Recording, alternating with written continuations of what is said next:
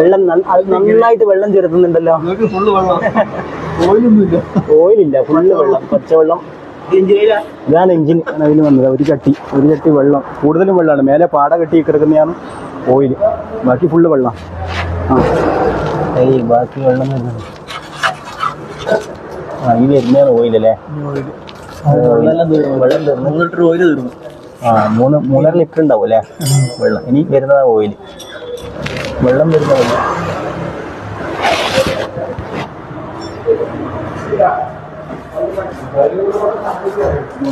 Air ഫിൽറ്ററിൻ്റെ ഉള്ളിലൊക്കെ വെള്ളമായിരുന്നു അല്ലേ.